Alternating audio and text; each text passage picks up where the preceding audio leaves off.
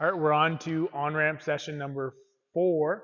So today we're going to be talking about pull-ups, dumbbell movements. So we're going to talk about the dumbbell snatch, the dumbbell clean, and even potentially some dumbbell presses overhead. And then we'll move on to burpees and then finish with a EMOM workout. So we are going to start with the warm-up. So first one.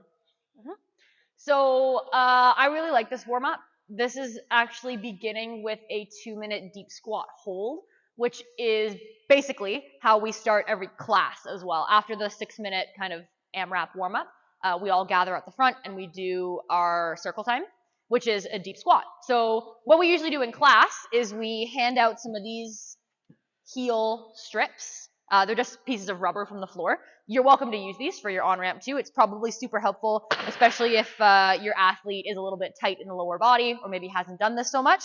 You just use it to lift the heels up. Just the heels, doesn't need to be the full foot on there. And we get down into your deep squat. And this is a great opportunity to sit and chat with your client. You can catch up a little bit. You can chat about how their body's feeling after the on-ramps if they have any questions so far.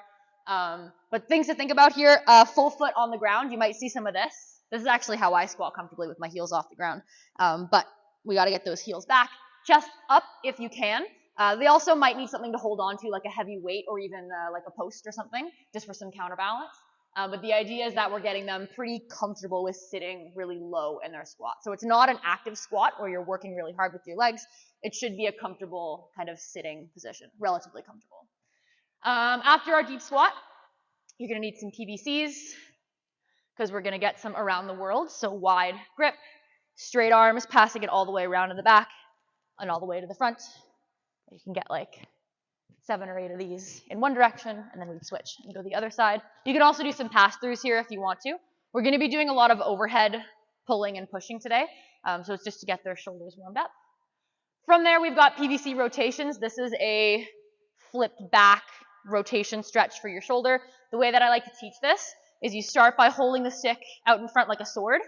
Then you're going to drop it straight back down your shoulder, so elbows forward. PVC pipe is hanging across your tricep. And then you use your other hand to pull the stick across to the front.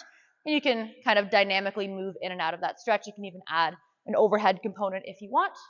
So about 12 of those per side. Then we're going to head to the pull-up bar, because we've got 2 pieces to do on the pull-up bar. So this should be a little bit of review for them from session 2, I believe.